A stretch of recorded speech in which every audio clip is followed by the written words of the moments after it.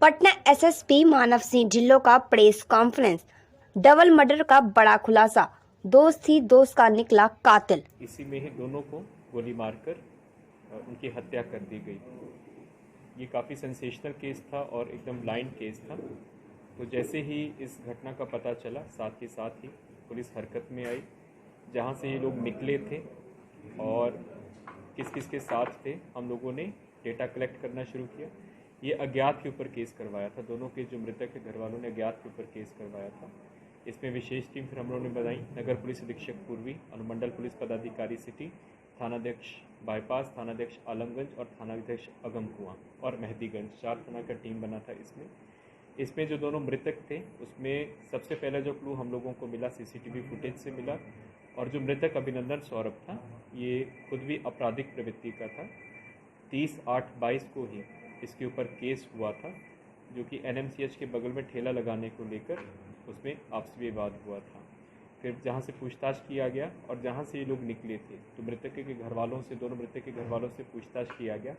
इसी क्रम में पता चला कि जो अपराधी पकड़े गए हैं और जो दोनों मृतक हैं, ये सभी आपस में अच्छी तरह से परिचित थे।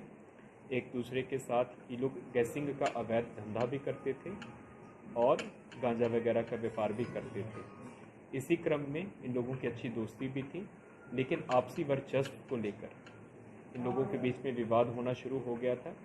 उसी क्रम में सुनियोजित षड्यंत्र के तहत एक सेठी नाम का व्यक्ति है, जो कि आलमगंज थाना का रहने वाला है, कुम्हरार का रहने वाला है। ये योजना तकरीबन 8 दिन पहले बनी थी। इसको विश्वास में लेकर ये दोनों लड़कों को, चंदन को और अभिनंदन सौरभ को, उसी के घर में ही जो तीनों अपराधकर्मी पकड़े गए हैं, भर दिन उसके साथ रहे हैं, उसी के घर पे रहे, सारा दिन उसके ऊपर वॉच रखा और दारू पिए, खाना खाए। और शाम को उसको विश्वास में लेते हुए इन दोनों लड़कों को बुलाया कि हम तुम लोगों को लेकर चलते हैं और पार्टी करते हैं। इसी क्रम में इन लोगों ने बीच में जो शूटर्स थे उनको रखा हुआ था।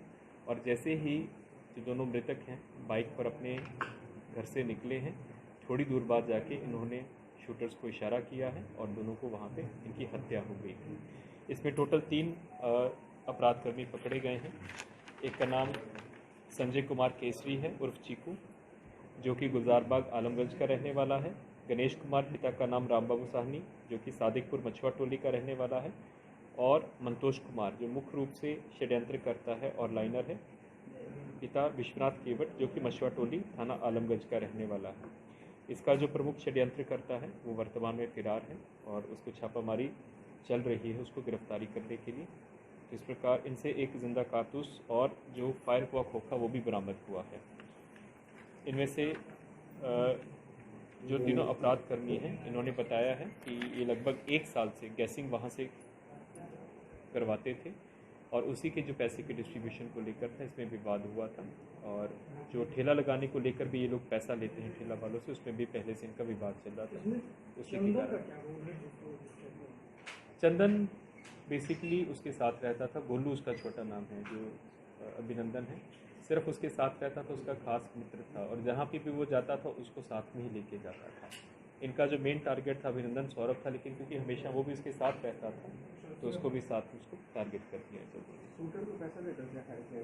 हाँ, 1.5 लाख रुपया इन लोगों को दिया गया है। 1.5 लाख रुपया गोली मारा है जो सेठी का खास आदमी है। ये पहले भी हम लोग उसको खोज रहे हैं। गोपी ठाकुर नाम का शूटर है, एक गोपी ठाकुर है और एक रोशन नाम का शूटर है, दोनों शूटर्स। गोपी ठाकुर पहले भी परसा बाज़ार में जो ऑयल ट्रेडर से लूट हुआ था उसमें वो फिरार चल रहा है।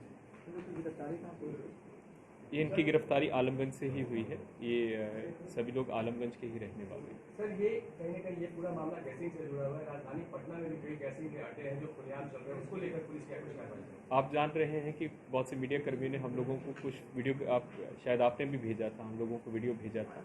उसमें 2 गैसिंग सेंटर्स के ऊपर कार्रवाई हुआ था, जिसमें ये लोग पकड़ा भी गया था। एक उसमें केस हुआ है आपका गांधी मैदान थाना में केस हुआ और एक पीर बहौर में केस हुआ है। 2 जगह पे केस हुआ था। जहाँ जहाँ से सूचना आती है वहाँ पे हम लोग करते हैं। लेकिन इन लोगों का जो अपराध शैली है उसमें एक नई ये चीज़ थी कि अब वो पर्ची वाला गैसिंग से ज़्यादा ये लोग मोबाइल वाला जैसे हो गया है, मोबाइल के माध्यम से ऑनलाइन टाइप का गैसिंग ज़्यादा कर रहे हैं। आजकल बहुत सी ऐप्स आ गई हैं, मोबाइल IPL आ गया है, इस तरह की बहुत सी गेमिंग आ गई हैं। ये अब उसमें उसके माध्यम से लोगों को ज़्यादा जोड़ के, युवाओं को ज़्यादा जोड़ के उसमें इस प्रकार का ये कर रहे हैं। और जो पहले होता था कि ट्रेडिशनल गैसिंग अड्डों पे जाते थे, वहाँ पे पर्ची देते थे, वो धीरे धीरे कम हो गया, ऑनलाइन की तरफ ही ज़्यादा आ गए हैं और ये लोग भी वही काम कर रहे थे। सर, गुरुवार को पिलखोर में पुलिस पे अटैक होता है, कल भी वहाँ काफ़ी हंगामा हुआ, तो उस मामले में पुलिस क्या करे? हाँ, ये इसका पूरा पृष्ठभूमि ये है कि जैसे आप जान रहे हैं कि नगर निकाय का चुनाव आ रहा है, तो नगर निकाय के चुनाव आने से पहले जयपुर में जितने भी कुख्यात अपराध कर्मी हैं जो अभी तक पुलिस की गिरफ्त से बाहर हैं, उनको लेकर हम लोग विशेष छापामारी कर रहे हैं। वर्ष 1997 में एक दंगा हुआ था पीर बहौर में, लगभग 25 वर्ष पहले, जिसमें 2 सहोदर भाई मोहम्मद टुल्लू खान और उसका भाई मोहम्मद गुल्लू खान अभी तक पुलिस की गिरफ्त से बाहर चल रहे थे। फिर हम लोगों को सूचना प्राप्त हुई कि ये लोग अभी भी जो दरियापुर एरिया है पीर बहौर का, वहीं पे ही लगातार रह रहे हैं, आते जाते हैं, लेकिन पुलिस की हमेशा गिरफ्त से बाहर रहे हैं। तो एक विशेष टीम बनाई गई थी जिसमें एक भाई को, मोहम्मद टुल्लू खान जो है, उसको 28 अगस्त को गिरफ्तार करके जेल भेज दिया गया था। जब उसकी पूछताछ हुई तो पता चला कि ये जो वार्ड कमिश्नर हैं, जो अशरफ अफसर जिनका नाम है, वार्ड नंबर 41 है, पीर 40, इसके कमिश्नर हैं, कि इनके साथ वो लगातार संपर्क में रहे हैं। इसी के बीच में जो दूसरा भाई है जो कि पुलिस की गिरफ्त से बाहर था, 25 वर्षों से फरार चल रहा था, जब उसकी छापामारी करने के लिए टीम गई परसों रात को, तो उसमें 4 लड़के जो थे, जो वहाँ पे चाय की दुकान पर बैठे हुए थे, तो उसी के आसपास उसकी सूचना थी, तो वो लड़के पुलिस की टीम को देख के भागे। उनमें से 4 लड़कों को पकड़ लिया गया और जब पकड़ा गया तो वहाँ पे मूवमेंट हुआ। वहाँ पे जो स्थानीय लोग हैं, ये जो वार्ड कमिश्नर हैं, इनके नेतृत्व में वहाँ पे उन्होंने एक मॉब बनाया और लड़कों को छुड़वाया और एक पुलिस वाले के साथ मारपीट भी किया। इसी क्रम में पीर बहौर थाना में केस हुआ। केस में जो मोहम्मद सरफराज हैं, जो कि उसके एक अभियुक्त थे, कल उनको पकड़ के थाना लाया गया था। तो पुनः ये जो वार्ड कमिश्नर है वहाँ पे थाना पे आकर उन्होंने हंगामा किया। पूरा जो घटना है सीसीटीवी में कैप्चर्ड भी है। अपने कपड़े इन्होंने खुद फाड़े और आरोप लगाया कि पुलिस के ऊपर मारपीट का आरोप लगाया। हालांकि ऐसी कोई बात नहीं थी, पूरी घटना सीसीटीवी में भी है। उसकी जांच करवाने के लिए हम लोग कभी भी, कोई भी स्वतंत्र एजेंसी जांच करना चाहे तो उसकी जांच कर सकते हैं।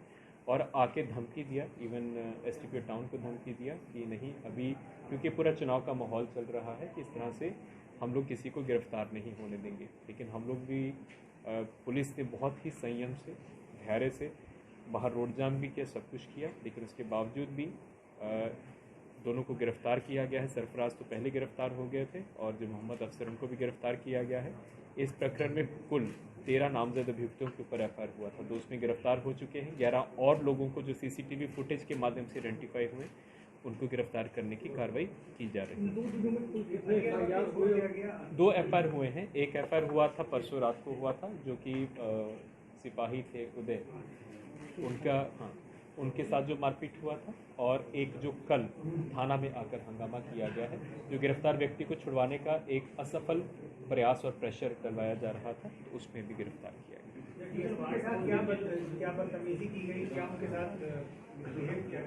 नहीं, बाताबाती हुआ है। बेसिकली जब ये सरफराज गिरफ्तार हो गए थे, जो कि परसों वाले केस पे वांटेड थे, सरफराज जब गिरफ्तार हुए थे तो उनसे पूछा जा रहा था कि उनके साथ और कौन थे। जो हमारे पास सीसीटीवी फुटेज वगैरह थी, मोबाइल क्लिप्स थी, तो उनसे पहचान करवाई जा रही थी। तो उसमें अचानक जो वार्ड कमिश्नर है मोहम्मद अफसर, वो तुरंत आ गए और उन्होंने बोला कि नहीं, इनको गलत रूप से गिरफ्तार किया गया है। उसी में ही जब बाहर बहुत ही ऊंचा बहस करना शुरू कर दिया, जो मोहम्मद सरफराज की अपनी बेटी भी थी, वो भी इनफैक्ट उसको साथ में लाए थे, बहस करना शुरू कर दिया कि नहीं, हम लोग इनको छुड़वा के ले जाएंगे, हम थाना को घेराव करेंगे। उसी क्रम में फिर पुलिस उपाधीक्षक नगर जो थे वहाँ पर गए थे और उनको बोला गया था कि इस तरह से आप कानून को अपने हाथ में लीजिए, आपका जो भी ग्रीवांस होगा आप लोग अपना भी एप्लीकेशन दीजिए, इसका भी जांच होगा। लेकिन इन लोगों को था कि हम लोग किसी तरह से उसको छुड़वा के ले जाएँ, प्रेशर लेके चले जाएँ। लेकिन वहाँ पे हमारे पास पुलिस फोर्स था, आसपास के थाना भी थे, और उसी में ही हाथापाई की और धमकी दिए कि हम लोग देख लेंगे, हर जगह पे देख लेंगे, हम लोग घेराव कराएंगे, रोड जाम करेंगे और